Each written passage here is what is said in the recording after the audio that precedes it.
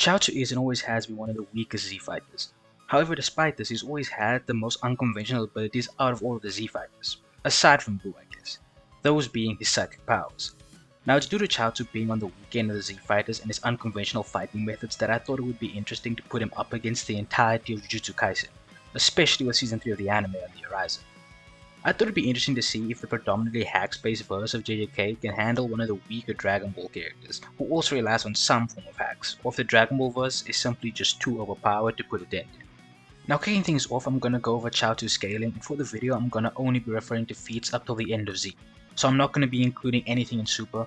To be fair, he doesn't really do anything in Super, we just know he got unquantifiably stronger because of the 2-month time skip where all the Z fighters trained during the Moro arc. Also, I'm only gonna be using manga stuff, so nothing from the anime. Getting the easy stuff out of the way, Chiaozou has a power level of 610 in the Saiyan Saga, which should make it so that he upscales from everything relevant in OG Dragon Ball. This would mean he's already casually a Moonbuster and faster than light, since Kid Goku with a power level of 139 was able to dodge a point-blank laser beam several times and even seems to think it's slow, since he makes a comment about his own speed of dodging the laser and blitzing behind Commander Black. This gives Chiaozou a pretty great baseline for his stats since these are his lowest ends. Now for Chiaozou's kit, he's got flight and basic key manipulation and also has access to the Doran Ray. The Doran Ray is a concentrated arrow-like key blast that serves as an assassination technique that is aimed towards the vital organs, so this move is definitely going to be dropping bodies. Now his main hacks is going to be his psychic abilities. Now for those of you who are wondering why I'm considering this hacks and not just key manipulation, the Daizenshu never refers to it as key manipulation. In the special attack dictionary, it falls under the special category, not key manipulation. And in Daizenshu 4 we also learn that Chiaozou is just born with it, and there are other humans like him who are just born with psychic powers. It's directly compared to Launch, and how her sneezes change her hair and personality, and that also has nothing to do with ki, so yeah, this is just hacks. Chiaozou also has unique ways of using his hacks, since when he blows himself up against Nappa, it's confirmed that it wasn't a ki technique, he uses psychic powers there, and there as well it's confirmed it's a natural ability, nothing to do with ki. I promise there is a reason I'm hammering this home, will become relevant later. Now Chiaozou's psychic powers are shown to be able to manipulate the internal organs of individuals, as he did this during his initial fight with Krillin, where he messes with his stomach and that's how he physically incapacitates Krillin. Chiaozou's only limit with his psychic powers is he needs to use his hands for them, but we see when he restrained Goku and doctored the lottery for the tournament that he can literally just use one finger to physically move objects around, or freeze them in midair. To me, it seems like for simple tasks like moving objects, a finger is enough. For more complex procedures like manipulating the internal organs of an individual, he'd need both his arms, which would mean if Chiaozou is going to use that trick of his, he's going to be vulnerable to other attacks. Chiaozou's biggest weakness though is that he's just kinda dumb. I'm not kidding, he literally loses to Krillin because he has to release Krillin from his psychic grip so he can figure out what 9 plus 1 is using his fingers, and that's an atrocious IQ anti-feat, and we just don't know if he ever gets any better. He at least seems to be more competent in the future, but since his next fight is him blowing himself up and then he never fights again, I can't just assume he's suddenly smarter, you know. Now, before moving on to the JJK section of the video, I should note that Chiaozou did go to King Kai's to train, but like I said, he never fights again and we have no statements about his strength afterwards. In fact, at the start of the Android Saga, Tien literally leaves him behind because he thinks he can't handle the fight to come, which means he's sub-Frieza level since Piccolo gave everyone the order that if you aren't ready to fight someone stronger than Frieza, then stay home. This leaves us with the Chiaozou's power is nebulously between 610 and, checks notes, 120 million. Which, yeah, for simplicity's sake, I'm just gonna use a conservative estimate and keep him at 610. But okay, that out of the way, let's get to the JJK side of things. Starting off with speed, the JJK verse height is consistently capped out at a high and mighty, glorious Mach 3. We do know they can dodge moves at this speed and a certain level higher using their enhanced perception, and we've seen Hakari even manage to slightly move out of the way of lightning. Now for this lightning dodging feat, we literally see that he can't even fully move out of the way, he's just capable of making sure it doesn't hit his head. It still completely takes his arm off. Now there is light speed scaling for JJK based on Sukuna dodging Kashimo's radio waves, but I just don't subscribe to this, especially since in the panel it looks like the attack is charging up. Also, it kind of is an absurd jump to just suddenly go from Mach 3 to the speed of light. Even if I were to grant this though, the only two who are moving this fast are going to be Gojo and Sukuna. Now the heavy hitters of JJK are capable of causing mass destruction. Even during Yuta's fight in Sendai, they were causing large amounts of destruction across the area, and Gojo and Sukuna are capable of casually destroying multiple city blocks, which you see when Sukuna basically vaporizes large chunks of Shibuya during his rampage, and Gojo just erased the part of Shinjuku with Hollow Purple, something Sukuna goes on to replicate with Furnace later in the arc. Now in case you haven't noticed, this is quite a step down from casually being a Moonbuster, and these are the absolute top tiers of the verse. But raw power isn't where the JJK verse excels anyway, so fear not, this isn't the end all be all. But before I move on though, Yes, I'm aware of Yuki's black hole, but if she pops that, everyone loses, so I'm just not going to be talking about it. Now, like I said at the start of the video, the JJK verse is predominantly known for its hacks, at least in a cross-verse setting, so that's undoubtedly going to be where they excel here. Now, I should make it clear that I'm going to be operating under the assumption that some form of verse circulation is in play, because if not, that would make Chiaotzu literally immune to some of the biggest guns in the JJK versus arsenal, like domain expansions. So for the sake of this video, we're just going to assume that domains do work on Chiaotzu if he gets hit by one. Now, for the sake of not being redundant, I'm going to save mentioning the notable techniques and domains for when we actually get into the matchup itself. But before we get into that, I want to outline the way the matchups are going to work. For round 1, we're just going to have neither side having any information on the other and how the techniques work. Chaozu is just going to get grabbed by Mira and Toa or something, dropped into the JJK verse, and told if he wants to go home, he has to beat them all. And then Toa is going to let every combatant in the JJK verse know that a threat that makes Sukuna look like a puppy has landed, and they're all going to mobilize to deal with him.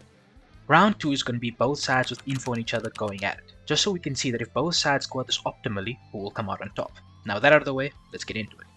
Immediately it's clear that Chiaotzu just completely outstats everyone in the verse, so anyone who relies entirely on physical simply isn't standing a chance in this matchup. Even the strongest in history, Ryoma and Sukuna, is just getting hit with one dot array and getting sent to meet King Yama. Like if Sukuna opens Malevolent Shrine, all he's gonna do is harm his own teammates, while Chiaotzu walks through it like Maharaga did in the anime, taking 0 damage, and at that point Sukuna is just cooked. Like even if he fires Furnace, Chiaotzu can genuinely just redirect the arrow right back at him, so honestly Sukuna stands 0 chance. Given how Sukuna just got negged, that means people like Yuta, Yuji, Yuki, Hakari, and Kenjaku are all just getting put down quite easily for the most part. At this point, it's pretty clear any conventional means are not going to get the job done, so the Jujutsu Society is going to start trying unconventional means.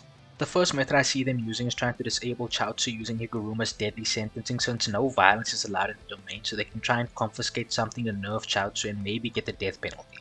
Now at first I thought to myself, Chiaotzu's never committed a crime, so this will do nothing. Until I remember that he doctored the lottery of the 22nd World Martial Arts Tournament, which apparently can get him charged with a multitude of things from fraud to racketeering to money laundering. So yeah, Chaozu is low-key cooked if he gets charged, especially since I don't think he's gonna know how to get himself out of the situation. Now to get it out of the way, I don't think Chaozu's getting the death penalty. He hasn't done anything like bad enough to deserve it, but the question then becomes, what's getting confiscated? So I see 2 ways this goes. Either one of his key manipulation techniques gets taken, or key manipulation itself gets taken. If we're going on the basis of verse equalization, then I think the most accurate thing to take would then be one of his key manipulation techniques. Now Chaozu doesn't really have many of these, like genuinely I think it's only the Daran Ray and Flight, so one of them is getting taken. Now I don't think the domain will be able to confiscate his second powers because those aren't techniques technically, they're just weird things he was born with. Akin to Gojo's 6 eyes and Yuji's physicality, you can't exactly confiscate a genetic trait as far as I understand in the domain. So between Flight and the Daran Ray, one is getting taken at random, and I think the one that would cause the most trouble is if the Daran Ray got taken, because that's Chaozu's strongest offensive tool at the moment. Losing Flight would honestly not mean much as he can just outrun everyone anyway, and if he really needs to fly, he can probably just use his psychic powers to lift himself. But that's all Higuruma is good for, so then he gets dispatched like soon after, like as the domain ends he's getting cooked. The next play I see is Maito coming in and using self-embodiment of perfection, and if Chaozu gets caught in this, it's wraps, let's just be for real. Now assuming Chiaotzu lost Daran Ray, he'd have to find another way to erase Maito before he gets touched. If we assume Chiaotzu is still allowed to keep standard Ki Blasts since those are distinctly separate from the Daran Ray, those should be enough to erase Maito. No amount of contorting his soul is going to save him when there's no body to come back. Speaking of souls, Maki also has a soul split katana that could do some serious damage if it lands, but that's a massive if, and in all likelihood she just gets wrecked before she can even get close. Now there are a couple more domains where if Chiaotzu gets hit it's kind of just GG. These being Yorose's domain with Perfect Sphere and Naoya's domain with simply moving will cause damage. The problem with every strategy I've outlined so far though is that realistically Chiaotzu can just blitz and wipe out everyone who comes his way before they do anything, especially since in round 1 they aren't prepared for this. And even if by some miracle they get Chiaotzu in any of these domains, one Ki Blast or Daran Ray kills the caster instantly, and Chiaotzu would unironically be able to end them all before their brains even send the signal to set off a shorehead, with the exception of Iguruma, whose domain explicitly forbids violence. The one person I see standing a chance of landing his domain is of course Satoru Gojo.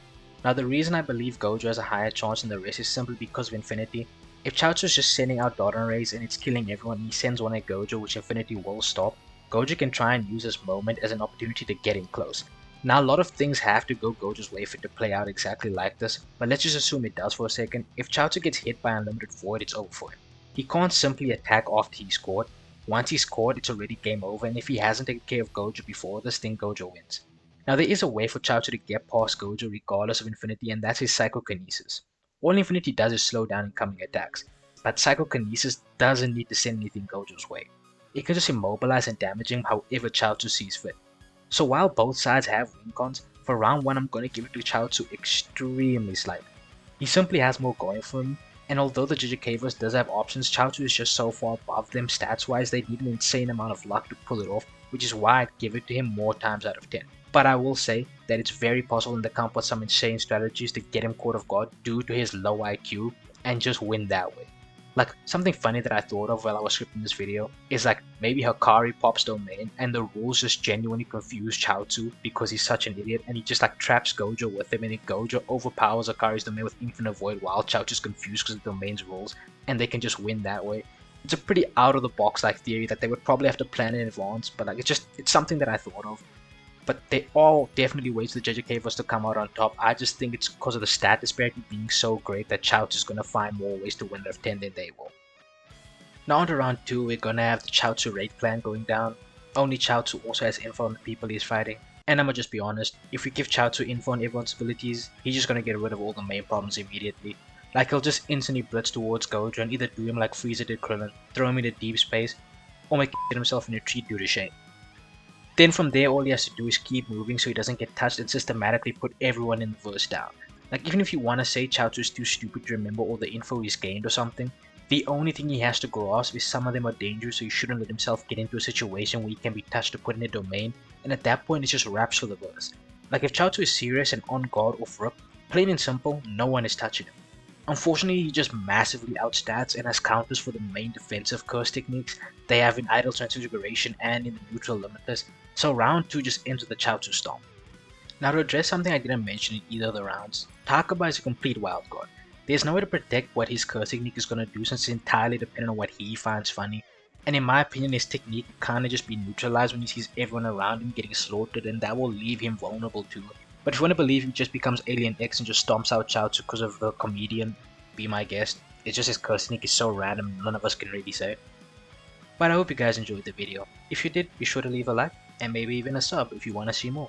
And with that being said, I hope you all have a great rest of your day or night whenever you're watching this, and I hope to see you all next time.